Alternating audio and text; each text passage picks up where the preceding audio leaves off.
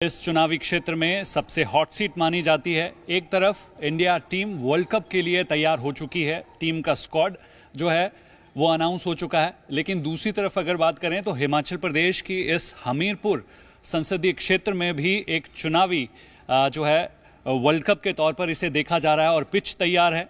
Pitch में इस वक्त आज खास बातचीत के लिए हमारे साथ मौजूद हैं कांग्रेस के उम्मीदवार सतपाल रायजादा जी।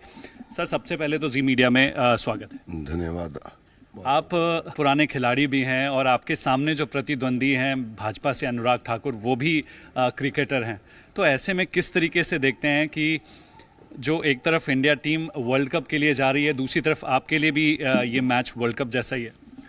बिल्कुल, जब भी कोई भी चाहे वो मैच की बात हो, चाहे वो राजनीतिक तौर पे आपको चुनाव में जाना होता है, वो एक मैच की तरह ही होता है। क्योंकि आप देखिए, सभी खिलाड़ी जब काम करते हैं अच्छा, तभी वो टीम जीत पाती है। वही उसी तरीके से राजनीति में भी होता है। कैप्टन चाहे जो मर्जी हो, जब तक 11 के 11 खिलाड़ी काम ना करें अच्छे तरीके से, तब तक वो टीम नहीं जीत पाती। सो बात तो एक ही है उसी तरीके से। तो इस बार हमीरपुर संसदीय सीट से जो है कांग्रेस ने आपको टीम का कैप्टन बनाया है। 17 कॉन्स्टिट्यूंसीज हैं। किस तरीके से जनता के बीच सतपाल रायजादा पहुंच रहे हैं? क्या मुद्दे रहने वाले हैं इस बार के चुनाव में? क्योंकि दूसरी तरफ अगर बात करें तो भाजपा से जो कैंडिडेट हैं काफ़ी दिग्गज माने जाते हैं, 4 बार से हमीरपुर में लगातार जीतते आ रहे हैं, तो कैसे रोकेंगे विजय रथ?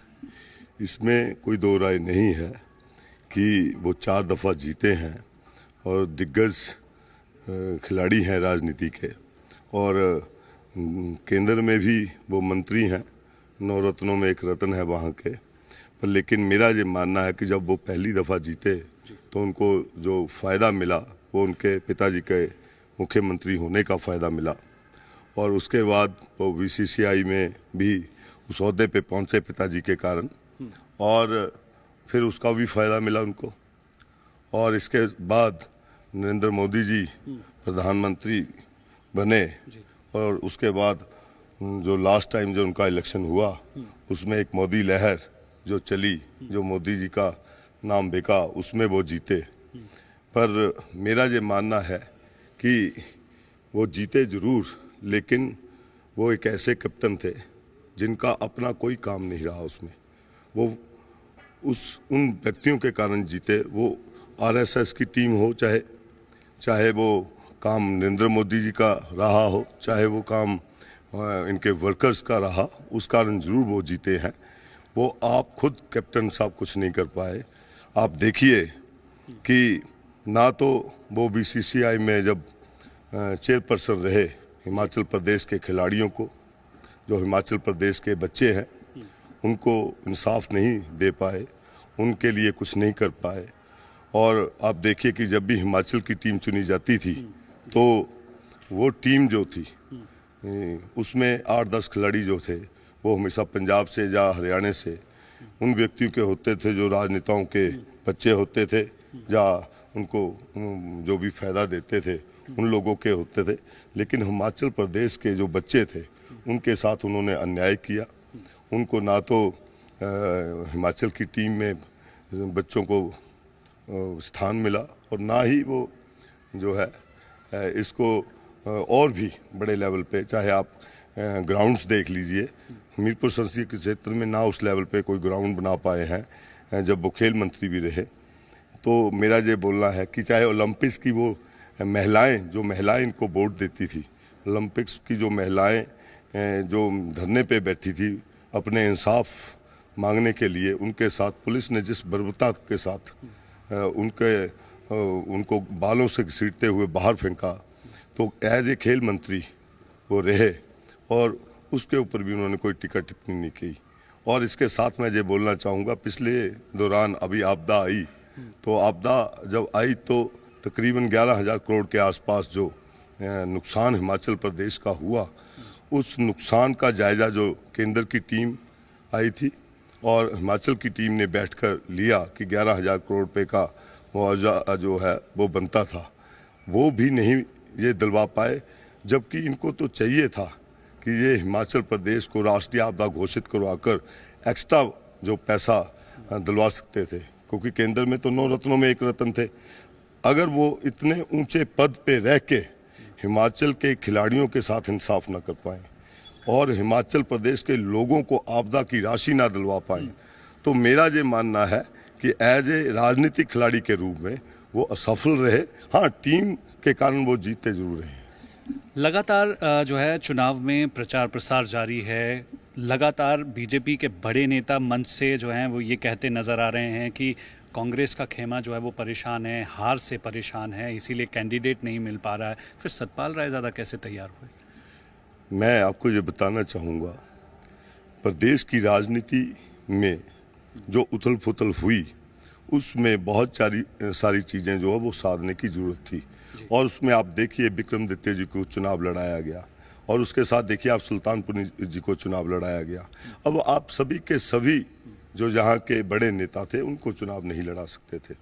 और तीसरी बात मैं ये बोलूँगा कि आपको यहाँ की राजनीति को भी साधना था और आपको दिल्ली में भी लोगों को भेजना था, जो आपकी 4 संसदीय क्षेत्र की सीटें। आप देखिए नंद शर्मा जी को पहले बाली जी का नाम आ रहा था, फिर नंद शर्मा जी को आपको हमें कांगड़ा भेजना पड़ा।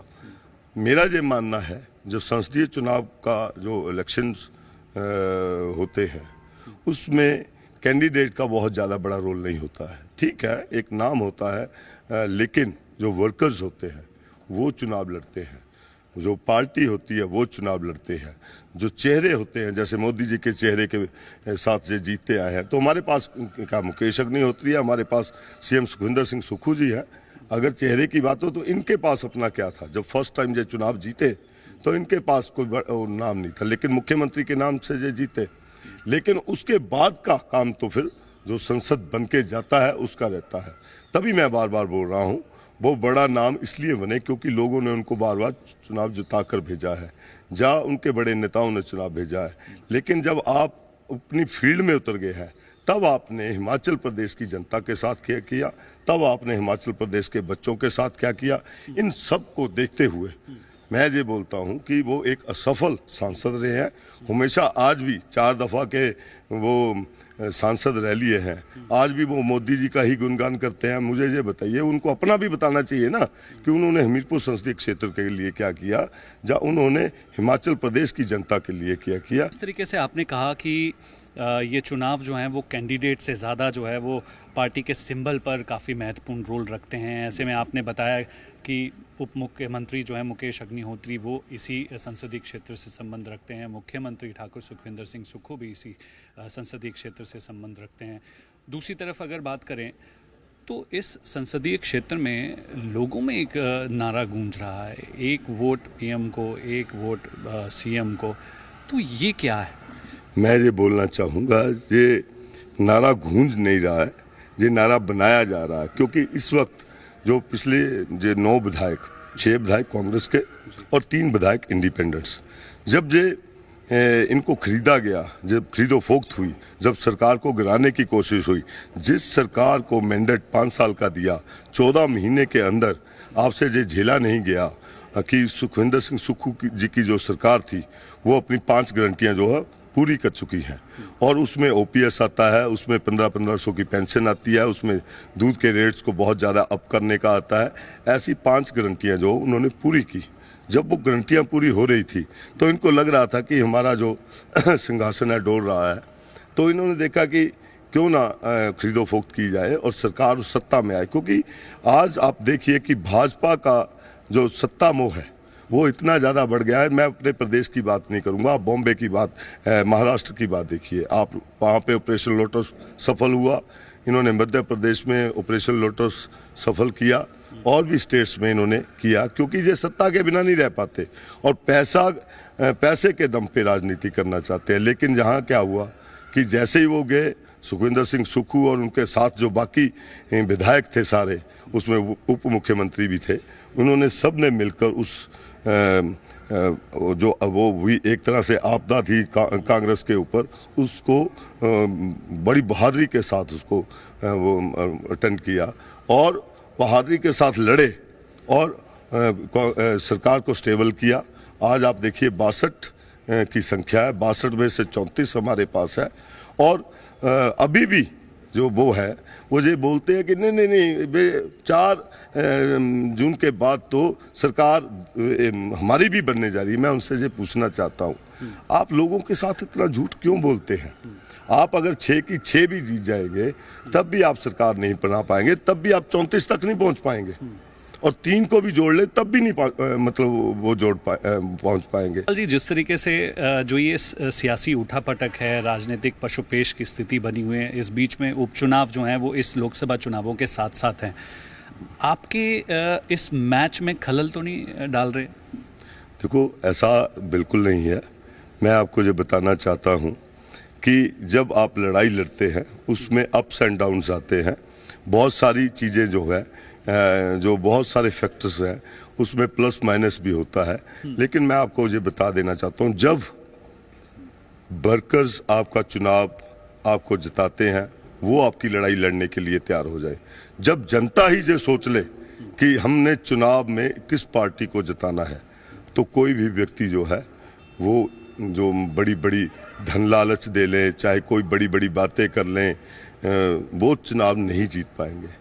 और मैं आपको दावे के साथ आज आपके चैनल के माध्यम से ये बताना चाहता हूँ कि ये जो इन्होंने ऑपरेशन लोटस करके सरकार को बदलने की कोशिश की, इसका नुकसान इनको इतना होने वाला है, आप ये मान के चलिए कि इनको कि हम छक्का भी लगाएंगे, हम चौका भी लगाएंगे। दूसरी तरफ बात करें, आपके लिए ये चुनाव जो है काफ़ी महत्वपूर्ण है, क्योंकि लगातार पिछले 4 इलेक्शन से जो है, बाई इलेक्शन भी उनमें एक है, अनुराग ठाकुर जीतते आ रहे हैं, और 2019 के चुनावों की अगर बात करें तो लगभग 4 लाख का मार्जिन जो है वो काफ़ी बड़ा मार्जिन माना जाता है। अब 2024 का रन है। दूसरी तरफ अगर बात करें तो प्रदेश के मुख्यमंत्री ठाकुर सुखविंदर सिंह सुक्खू और पूर्व मुख्यमंत्री प्रेम कुमार धूमल के बीच जो है वो काफ़ी अच्छा रिलेशन है, कई मंच से जो है उनकी तारीफ़ कर चुके हैं। तो ऐसे में क्या ये समझा जाए, जिस तरीके से ये नारा जो चल रहा है, कहीं कोई षड्यंत्र तो नहीं? मैं अगर अच्छे रिलेशन की बात करूं तो मेरा अच्छा रिलेशन सतपाल सत्ती जैसे भी है। लोग बोलते हैं कि ये भाई भाई हैं। मैं अच्छे रिलेशन की बात करूं तो मेरा अच्छा रिलेशन वरिंदर कंवर जी से भी है। तो इसका मतलब ये तो नहीं है कि वो वोट मुझे डलवाने वाले हैं। जो टीम दो टीमें होती हैं, अगर इसका मतलब ये तो नहीं है कि दूसरी टीम के जो व्यक्ति जो अच्छे दोस्त होते हैं तो उस टीम को हम जितवा देते हैं, ऐसा नहीं होता है। हमारी टीम जो है, हमारी टीम के जो खिलाड़ी है, हमारी टीम के जो सर्वोपरि है, उनको पता है कि उन्हें क्या करना है। ये एक महज अटकलें होती हैं, जैसे आपने एक वोट पीएम एक वोट सीएम की बात की है, ये सिर्फ एक अपनी मूवमेंट को बनाने के लिए होती है। आज अनुराग ठाकुर को पता चल गया है कि मैं भी हारने वाला हूं, तो वो जनता के आगे इस ढंग से पेश करने जा रहे हैं। इसका मतलब आप एक वोट सीएम और एक वोट पीएम अगर वो कह रहे हैं तो आप ये तो मान के चलिए कि सुखविंदर सिंह सुक्खू का कद इतना बढ़ गया कि वो पीएम और सीएम की बात आ रही है। आज पीएम के मुकाबले वोट जो है वो खींचने की ताकत रख रहे हैं। तो मैं आपको ये बता देना चाहता हूँ, हमारी टीम के प्लेयर जो हैं वो सारे एक जो ठोकर लड़ने वाले हैं, और टीम की लड़ाई जो है उसमें कोई भी खिलाड़ी जो है वो उस तरीके से नहीं लड़ेगा कि उधर दोस्ती है तो हमने उधर जाना है, ऐसा नहीं है। मैं आपको एक बात, सच्ची बात बता दूं तो प्रेम कुमार धूमल जी के साथ मेरे भी बहुत अच्छे रिलेशन रहे। मैं उनके गोदी में भी खेला हूँ, आपको नहीं पता होगा। मेरे जो ताया जी थे वो भाजपा के यहाँ के 16-17 साल जो है अध्यक्ष रहे हैं जिला ऊना के, और जब वो उनके घर पे आते थे तो हम छोटे छोटे बच्चे होते थे, तब कई बार वो जैसे बच्चों को बुला के अपनी गोदी में बिठाते थे, वैसे मुझे भी बिठाया हुआ। इसका मतलब ये नहीं है कि मैं अनुराग ठाकुर के साथ फ्रेंडली मैच खेलूंगा। लड़ाई लड़ेंगे, दम से लड़ेंगे और हरा के दोबारा इनको जो है वापस करेंगे, क्योंकि इनका हिसाब किताब जो 4 दफ़ा जो संसद का चुनाव में जो जीते हैं, इन्होंने हिमाचल की जनता के साथ न्याय नहीं किया है। और अगर हिमाचल की जनता के साथ इन्होंने न्याय नहीं किया है, या फिर हिमाचल के बच्चे जो हैं, जो प्लेयर्स हैं, उनके साथ न्याय नहीं किया है। और मैं तो हैरान होता हूँ, कई बार वो लोग मिलते हैं तो वो बताते हैं, लेकिन जब इलेक्शंस की बात होती है तो उनको एक आस होती है, कि उनको इतना डर होता है कि वो कहते हैं हम आपके साथ खुल के नहीं चल सकते, क्योंकि अगर हम खुल के चले गए तो हमें टीम में नहीं रखा जाना। तो पिछले कई 2-3 इलेक्शन जो एमएलएस के भी आए तो उसमें भी वो बीजेपी को वोट डाल रहे थे। तो मैंने इस दफ़ा तो उनको पूछा कि आपको तकरीबन 5-6 साल तो हो गए हैं या 10 साल हो गए हैं, अभी तक तो आपको खिलाया नहीं, फिर कब खिलाएंगे आपको, जब बूढ़े हो जाएंगे आप? तो ये डर जो है, ये डर की जो उनके अंदर एक भावना थी, जो डर जब इतना बढ़ जाता है तो वो एक विस्फोट का रूप लेता है। और आने वाले दिनों में ये जो विस्फोट होगा उसमें अनुराग ठाकुर निश्चित तौर पे हारने जा रहे हैं। हमीरपुर संसदीय क्षेत्र की अगर मैं बात करूं तो हमीरपुर ज़िला हो, ऊना ज़िला हो, बिलासपुर, ये तीनों ही ज़िला काफ़ी महत्वपूर्ण हैं। अच्छे अच्छे दिग्गज नेता जो हैं वो बीजेपी के पाले में भी हैं और आपकी टीम में भी हैं। तो उनके बैट्समैन को आउट करने के लिए बॉलर तैयार है? बिल्कुल तैयार है। सबसे बड़े बॉलर तो जनता होती है और जनता के मन की भावना जो होती है उसको पढ़ने की ज़रूरत है और हम उसको पढ़ रहे हैं। जनता आज ये बोल रही है कि ये जो इन्होंने किया, ये हिमाचल की जनता और हिमाचल देवभूमि है, इस देवभूमि में ऐसे कभी नहीं हुआ। और आपको ये मैं बता दूं, हिमाचल की जनता भोली भाली ज़रूर है लेकिन पढ़ी लिखी है और वो ये जानती है कि कौन उनके साथ धोखा कर रही है, कौन उनके साथ कैसा व्यवहार कर रही है, कौन जो है जनता के मुद्दे जो है संसद में उठा सकता है।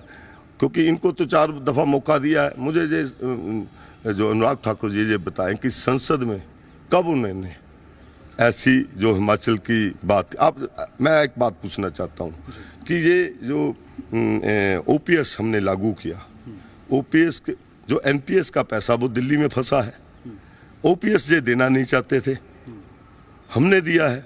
अब एनपीएस का पैसा ये वापस नहीं करना चाह रहे हैं, तो क्या अनुराग ठाकुर, मैं उन कर्मचारियों को भी बोलूँगा कि आप याद रखिए कि क्या अनुराग ठाकुर आपके एनपीएस का पैसा वापस लेकर आने की बात करेंगे संसद में? नहीं करेंगे। वो सिर्फ सतपाल रायजादा करेगा, वो विक्रमादित्य करेगा, वो जो है नंद शर्मा कर सकते हैं, वो हमारे सुल्तानपुरी जी कर सकते हैं। क्यों कर सकते हैं? क्योंकि कांग्रेस पार्टी का एक जो एजेंडा है उसमें ओपीएस देना भी था और हिमाचल प्रदेश की जनता का पैसा वापस लाना भी है। तो ये सारी बातें जो हिमाचल की जनता के, जो हिमाचल के हक हकूक की बात करेगा, वो ही दिल्ली में जाके राज करेगा। लगातार आप कैंपेन में जुटे हुए हैं। अभी फ़िलहाल जो है लोकल स्तर पर आप लोगों से बातचीत कर रहे हैं, कार्यकर्ताओं से बातचीत कर रहे हैं। आने वाले समय में क्या समझा जाए कि बड़ी रैली जो है वो रखी जा रही है? कौन कौन जो है स्टार प्रचारक के तौर पर हमीरपुर संसदीय सीट पर आपके लिए वोट मांगने के लिए पहुँच रहे हैं? मैं तो सबसे बड़ी बात एक ही बोलना चाहूँगा कि सबसे जो बड़ा इफेक्ट जो होगा वो होगा जनता, जो लोग हैं घर घर तक पहुँचे, हमारे कार्यकर्ता हर घर में जाकर वोट मांगे और सिर्फ कुछ एक मुद्दों पे, जैसे ओपीएस हो गया, जैसे 1500 की बात हो गई, जैसे इन्होंने जो 15 लाख के करीब जो विधायक खरीदे हैं उनकी बात हो गई, ऐसी बातें जनता तक पहुंचाएं और कांग्रेस के लिए वोट मांगे। तो हमें बड़ी रैलियां करने की भी जरूरत नहीं है, सिर्फ जनता के द्वार तक पहुंचने की बात है। बढ़कर जनता के द्वार तक पहुंचा तो आप जितने मर्जी स्टार प्रचारक लोग ले आओ, मूवमेंट बनाने के लिए बात होती है, लेकिन वोट जो कन्वर्ट करने की बात होती है वो कार्यकर्ता करते हैं। मेरा ये मानना है, इसमें कोई दो राय नहीं है। अब नरेंद्र मोदी जी भी जहाँ पे भाजपा की तरफ से स्टार प्रचारक बन के आएंगे और अमित शाह भी आएंगे, क्योंकि ऊना में तो जब भी मेरे इलेक्शन में कभी भी कोई स्टार प्रचारक नहीं आया। विधानसभा के इलेक्शन में हमने तब भी वो लड़ाई जीती भी है, हम हारे भी हैं। और लेकिन मोदी जी और साथ में इनके जो गृह मंत्री हैं वो भी यहाँ पे, और भी बड़े बड़े नेता, जोगी जी क्या है, वो भी आए हैं। और मैं ये बोलना चाहता हूँ कि आज नरेंद्र मोदी जी किस मुंह को लेकर आएंगे? जब आपदा आई वो आए यहाँ पे, वो आते हैं तो सेपू बड़ी की बात करते हैं, ऊना में आते हैं तो कड़ी की बात करते हैं। पर मैं उनसे ये पूछना चाहूँगा, जब हिमाचल के लोगों के पशु जो थे वो बह रहे थे, उनके घर जो है पानी में बह रहे थे, बहुत सारे लोग पानी में बह गए, तब वो क्यों नहीं आए? तब गृह मंत्री क्यों नहीं आए? तब उनका नहीं आना बनता था। आज आप प्रचार के लिए आ रहे हैं, आज आप दोबारा से जो बड़ी बड़ी बातें करने के लिए आ रहे हैं, तो मैं उनसे बोलूँगा कि कम से कम आपको थोड़ी सी भी जो आप में शर्म है उनको समेट कर रखिए, और आप इस बार कम से कम आकर जो है सेपू बड़ी की बात मत करिए। इस बार अगर आप आएंगे, आइए, ये आप प्रदेश में आपका स्वागत भी होगा, पर लेकिन कम से कम हिमाचल के हितों की बात करिए, हिमाचल को कुछ देने की बात करिए, हिमाचल के जो हक हकूक है, आप आइए, आप जहाँ पे आके इतना वादा कर दीजिए कि हम एनपीएस का पैसा वापस दे रहे हैं आपको। आप बोलिए, क्या आप में दम है? अनुराग ठाकुर बोले, एक बार मन से बोले कि जो एनपीएस का पैसा है वो वापस दिया जाएगा, वो वापस मैं लेके आऊँगा। बोलिए, मैं ये बोला, वो बोलेंगे भी नहीं और वोट भी लेना चाहते हैं। आप कैसे इसको जस्टिफाई करते हैं? किसी भी युद्ध में या किसी भी इलेक्शन में किसी भी व्यक्ति की हार जीत होती है, हार जीत मायने नहीं रखती है, लेकिन ये मायने रखता है आपने हिमाचल के हितों के बारे में क्या चर्चा की है, आपने हिमाचल प्रदेश के हितों की लड़ाई कितनी लड़ी है, आप जिस जनता ने आपको यहाँ से बनाकर चुनकर बार बार भेजा है, एक वो दफ़ा नहीं है, एक दफ़ा, दो दफ़ा, तीन दफ़ा, 4 दफ़ा भेजा है। 4 दफ़ा भेजने के बाद भी अगर आप आपदा में लोगों की मदद ना कर पाए, मैं उनसे पूछना चाहता हूँ, ये एक दूसरे हिमाचल की बात से भी उठ के बताना चाहता हूँ, जो अभी वैक्सीन की बातें उठ के आ रही है, कि उस वैक्सीन का कितना प्रभाव जो है वो हार्ट पे या आपके उसमें ब्रेन स्ट्रोक पे हो रहा है, और उसका कितना पैसा जो है वो इनके फंड में गया है। बड़ी बड़ी बातें करते थे, थालियां बजवा कर इनको बेवकूफ़ बनाया गया। वैक्सीन आपने 1 साल में वो निकाल दी, जब इंग्लैंड में जाके वो हुई तो उसके बारे में रिसर्च जो आई है वो सामने आई है।